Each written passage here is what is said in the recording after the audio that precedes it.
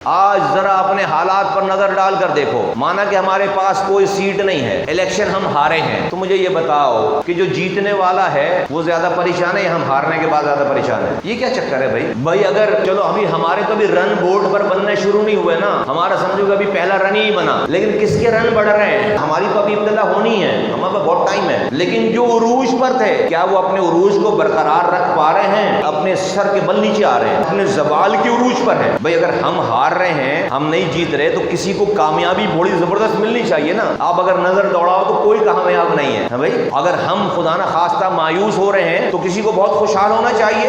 کون خوشحال ہے؟ کون خوش ہے؟ کوئی خوش نہیں ہے۔ ہم سے زیادہ پریشان ہیں، ہم سے زیادہ ٹینشن میں ہیں، بلکہ ہم سے زیادہ کہ ہم تو ٹینشن میں ہی نہیں ہے، ہمیں تو کوئی ٹینشن نہیں ہے، ہمیں تو کوئی پریشانی نہیں ہے۔ ہم تو جب بھی امتحان کا کوئی ٹائم ہو تو اگلے دن سے دوبارہ، اگر ہمیں ٹینشن ہوتی تو بیٹھے ہوتے کہتے سارے اپنے اپنے گھروں کو جا چکے ہوتے اس امتحانات سے مایوس ہو کر، تو ہمیں تو کوئی ٹینشن نہیں ہے۔ تو ساتھیو، یہ جو آپ کو اللہ تعالیٰ نے ان تمام امتحانات سے گزارا ہے، یہ اللہ تعالیٰ نے آپ کو تیار کیا ہے، آپ کو عہدوں کے لیے تیار کیا ہے، آپ کو ذمہ داریوں کے لیے تیار کیا ہے۔ یہ ہار نہیں ہے۔ آج سے 6 سال پہلے تمہیں اس تجربات سے، ان حالات سے گزرے بغیر آپ کو جیت مل جاتی، آپ اپنا بیڑا غرق کر لیتے خود ہی۔ یہ جو آپ نے تانے سنے ہیں، یہ جو آپ نے تجربے اٹھائے ہیں، یہ جو آپ گلیوں میں گھومے ہو، یہ جو آپ نے اپنے اور غیر کی پہچان آئی ہے، یہ اس حالات کے بغیر آ ہی نہیں سکتے تھے۔ یہ جو آپ کو اپنوں اور پرایوں کی پہچان آئی ہے، یہ آپ کو ان حالات کے بغیر آ ہی نہیں سکتے تھے۔ یہ اللہ تعالیٰ نے آپ پر انعام کیا ہے، کرم کیا ہے۔ آج ہم ان تمام امتحانات سے نکل کر آ گئے نا ایسی جگہ پہ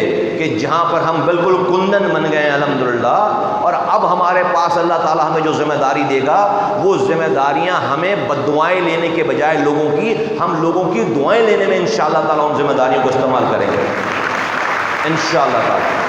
ہمیں صرف اور صرف کوشش کرنی ہے، اپنی پوری محنت ڈالنی ہے۔ یاد رکھو ہم حق پر ہیں، ایمان لے آؤ حق، اس بات کا یقین کر لو کہ ہم حق پر ہیں، اپنے آپ سے بولو کہ ہم حق پر ہیں۔ ہمارے ساتھ ہونے والے سارے حالات اور واقعات یہ بتا رہے ہیں کہ ہم حق پر ہیں، لیکن اگر اس حق پر ہونے کے باوجود اگر اللہ تعالیٰ ہمیں وکٹری سٹینڈ پر کھڑا نہیں کر رہا، تو تمہاری کوششوں میں، میری کوششوں میں کمی رہ گئی ہے، ورنہ ہو نہیں سکتا۔ یہ ہمارے حق پر ہونے پہ کوئی شک شبہ ہے نہیں، کوئی شک شبہ نہیں ہے۔